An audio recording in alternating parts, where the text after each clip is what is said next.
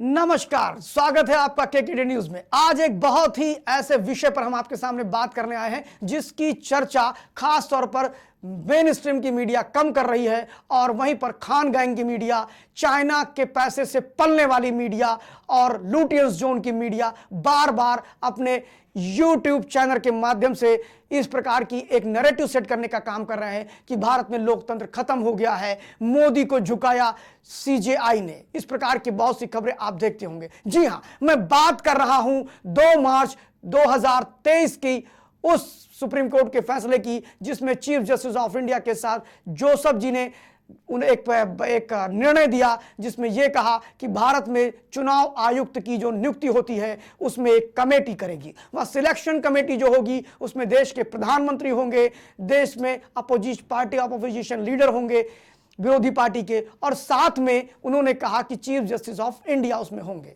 आपको बताना चाहेंगे 2 मार्च 2023 का जो ये फैसला सुप्रीम कोर्ट का आया, वह फैसला क्यों आया? वह फैसला आने के पीछे 2015 में एक याचिका अनूप बरलवाल ने डाली थी और उन्होंने कहा था कि भारत में जो इलेक्शन कमीशन की नियुक्ति होती है वह पारदर्शी नहीं है। भारत में इलेक्शन कमीशन की नियुक्ति राजनीतिक लोग करते हैं।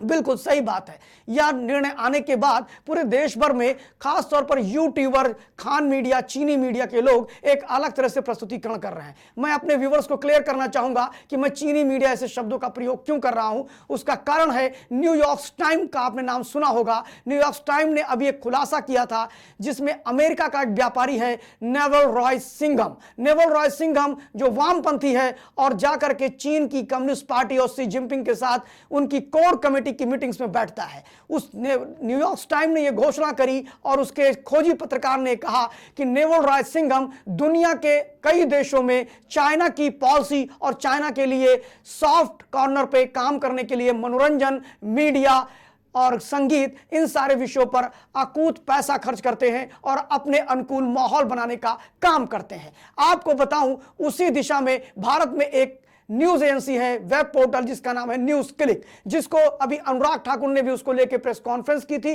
और सदन के अंदर भी भारतीय जनता पार्टी के member of parliament Nishikant Dubey ने भी उस पर एक लंबा चौड़ा भाषण दिया था। मैं उन भाषणों में नहीं जाना चाहता, लेकिन यह कहना चाहता हूं कि न्यूज क्लिक के खुलासे के साथ जिस पर 2021 में ईडी ने छापेमारी की थी और उसके बाद कई लोग उसमें बार बार जा रहे हैं, उनसे बयान भी लिए जा रहे हैं। उसके बाद यह तय हो गया कि भारत में लगभग 5000 से अधिक छोटे बड़े वेब पोर्टल और मीडिया संस्थान हैं जिनको न्यूज क्लिक के माध्यम से पैसे दिए गए। न्यूज क्लिक को पैसा कहां से आया? इसको बताया गया कि चाइना की पार्टी के द्वारा ये पैसे दिए गए और चाइना के द्वारा दिए गए। इसलिए जो लोग सीए के प्रोटेस्ट में एक माहौल बनाने का काम कर रहे थे, बार बार इस देश की संविधान को, बार बार इस देश के किसी भी बनाए हुए नियम को कुतर्कों के माध्यम से ये गढ़ रहे थे कि ये नियम गलत है, इससे देश में भूचाल आ जाएगा, देश खत्म हो जाएगा, देश समाप्त हो जाएगा।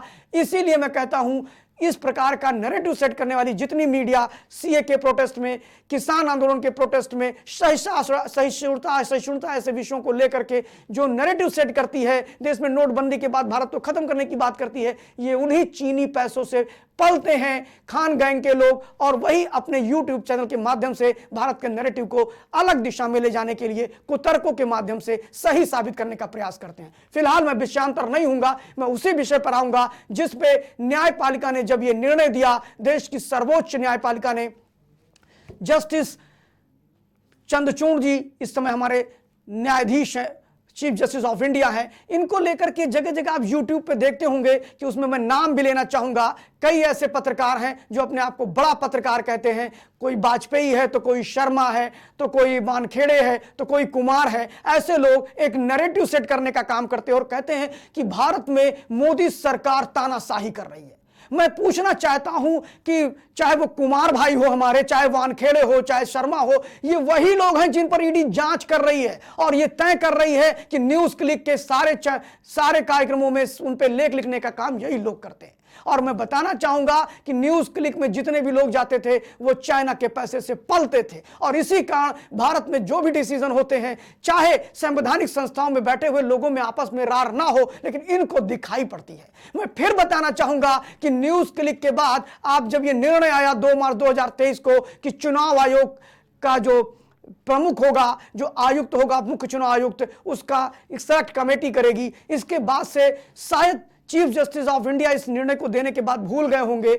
इस निर्णय को आने के बाद प्रधानमंत्री मोदी भी भूल गए और उन्होंने अभी मानसून सत्र में एक विधेयक पारित किया मार्च में डिसीजन के बाद, और सुप्रीम कोर्ट के निर्णय को अक्षरशः पालन करने का काम किया। सुप्रीम कोर्ट ने निर्णय दिया और आपको बताना चाहेंगे कि संविधान के भाग 15 में अनुच्छेद 324 से लेकर 329 तक चुनाव आयोग के कामों की चर्चा करी गई। मैं बताना चाहूंगा कि न्यायालय ने जब यह निर्णय दिया तो न्यायालय ने सीधे कहा कि 73 वर्ष हो गए और भारत में अभी तक चुनाव आयोग को संवैधानिक दर्जा नहीं दिया जा सका है। उसका कारण है कि संविधान में ऐसा कोई प्रोविजन नहीं किया गया, जबकि अनुच्छेद 324 की धारा 1 और धारा 2 ये सीधे कहती है कि इसको संवैधानिक दर्जा दिया जाना चाहिए। मुझे अजीब लगा कि 73 सालों से चुनाव आयोग हमेशा पिटता रहा, छलता रहा, अनेक प्रकार के आरोप लगते रहे। उस तब तक इन मीडिया वालों को और इन लोगों को, कुमार भाई को बिल्कुल नहीं लगा कि शायद देश में तानाशाह है। वो भूल गए कि 1975 में जब इंदिरा गांधी जी को इलाहाबाद हाई कोर्ट ने उनके निर्वाचन को रद्द किया था और किस तरह धांधली की गई थी, ये भूल गए। तब इनको नहीं लगा कि भारत में चुनाव आयुक्त जो है उसको संवैधानिक दर्जा मिलना चाहिए। ये भूल गए कि चुनाव आयोग कभी पश्चिम बंगाल में किस प्रकार वहां पर चुनाव आयोग के बातों को नजरअंदाज किया गया, वहां पर कितने हिंदुओं को मारा गया, कितने लोगों को बेबस तरीके से घर छोड़कर जाना पड़ा, 50,000 से ज्यादा लोगों का पलायन पूरे बंगाल में हो गया। उसके लिए इनके पास समय नहीं है। लेकिन एक अलग तरह का नैरेटिव सेट करना, शायद अगर जिस न्यायाधीश ने इस डिसीजन को दिया है उससे भी अगर आप जाकर के पूछेंगे तो उसे भी भारत सरकार के किसी भी निर्णय पर कोई आपत्ति नहीं है जितनी आपत्ति इस चीनी मीडिया वालों को है। मैं फिर कहना चाहूंगा कि सीधे संविधान जब यह निर्णय दिया उन्होंने कि उस कमेटी में न्यायालय ने जो निर्णय दिया उसमें कहा कि न्यायाधीश मुख्य चुनाव आयुक्त को चुनने के लिए उनको प्रधानमंत्री रहेंगे, उसमें अपोजिशन के लीडर रहेंगे और उसमें चीफ जस्टिस ऑफ इंडिया रहेंगे।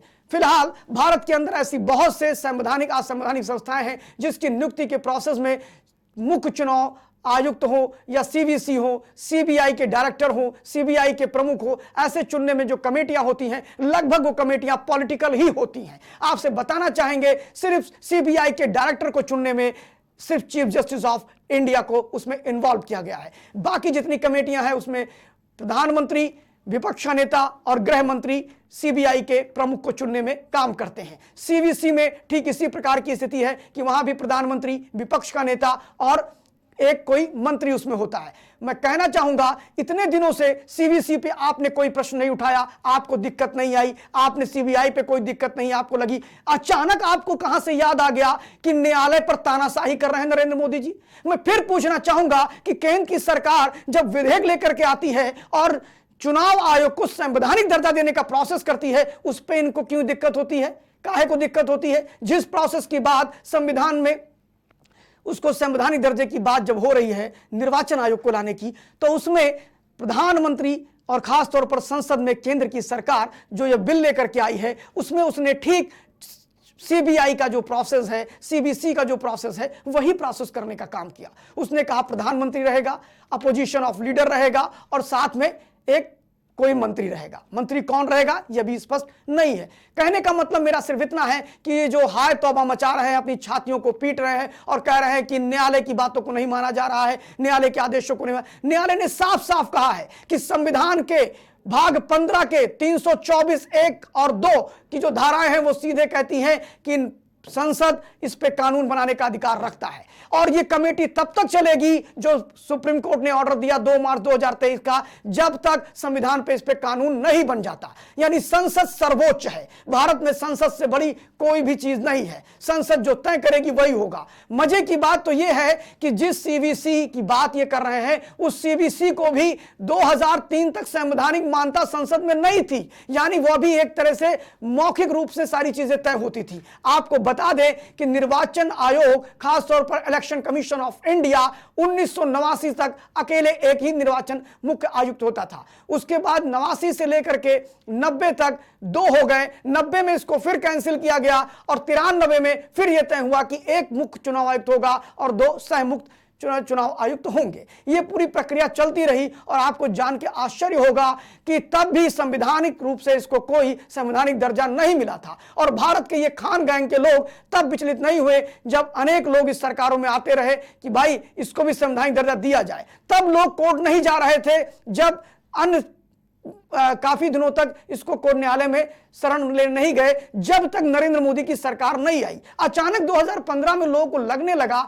कि साहब इसमें परिवर्तन आना चाहिए। बिल्कुल अच्छी बात है, हर संस्था को संवैधानिक होना चाहिए और उसकी जवाबदेही सरकार के तय करनी चाहिए। वही काम किया, न्यायालय के पास आप गए, न्यायालय ने सरकार को इस बात का आदेश दिया कि आप इसको संवैधानिक दर्जा दीजिए। सरकार ने इसको संवैधानिक दर्जा देने की पहल की, उस पर भी आपको आपत्ति है। आपको आपत्ति किस बात की है? मैं पूछता हूं कि सीबीआई के निदेशक के पद पर नियुक्ति जो होती है उसमें सुप्रीम कोर्ट के चीफ जस्टिस ऑफ इंडिया भी इन्वॉल्व होते हैं।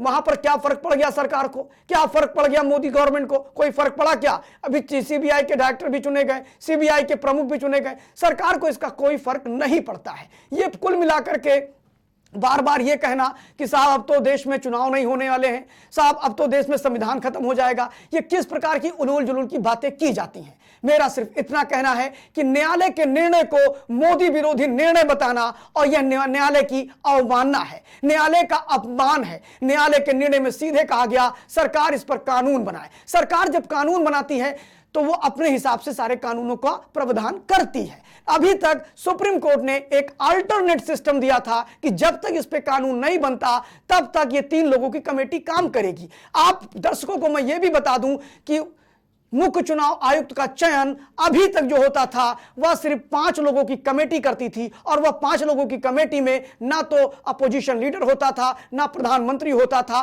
कोई नहीं होता था। उसमें सिर्फ प्रमुख सचिव स्तर के लोग 5 लोग तय कर देते थे कि ये आज से चीफ इलेक्शन कमिश्नर, ये एडिशनल चीफ इलेक्शन कमिश्नर ऐसे बनाए जाते थे। आप सोचिए कि तब तक किसी को कोई दिक्कत नहीं थी। आज जब वो लीगलाइज हो रहा है, माननीय उच्चतम न्यायालय के आदेश के बाद संविधान में संशोधन करके उसको संवैधानिक दर्जा दिया जा रहा है, तो इन लोगों की पेट में मरोड़ हो रहा है और उसको इन्होंने न्यायालय बनाम सरकार बनाने का प्रयास किया। पूरे देश में नैरेटिव सेट करने का प्रयास किया और अपने घर में एक ट्राइपॉड पर एक कैमरा लगा करके भारत की सरकार को तानाशाही बताने का काम किया। मैं चाहूंगा कि आप लोग एक बार खुद भी ये सोचिए कि आखिर अगर न्यायालय के दिए हुए वक्तव्य पर सरकार चलती है तो क्या यह अपराध है?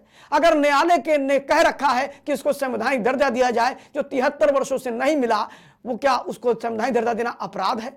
क्या सीबीआई का चुनाव जो 3 लोग करते हैं उसमें कोई दिक्कतें हैं? भाई सीबीआई का चुनाव तो 2014 से पहले भी उसी प्रकार के निर्णय से होता है जैसे अभी होता था, तब तक कोई दिक्कत नहीं हुई। तो मैं फिर कहना चाहूंगा, ये चीनी गैंग या चीनी मीडिया से जो पल्लवित होते हैं, पोषित होते हैं, लुटियंस जोन और खान गैंग के लोग, इनसे बचिए और नैरेटिव से बचने का काम करिए। मेरा सिर्फ इतना कहना है कि भारत में जो हो रहा है वह सब गलत हो रहा है, ऐसा बताने वाले यह पत्रकार कहीं ना कहीं न्यूज क्लिक एजेंसी के दलाल हैं।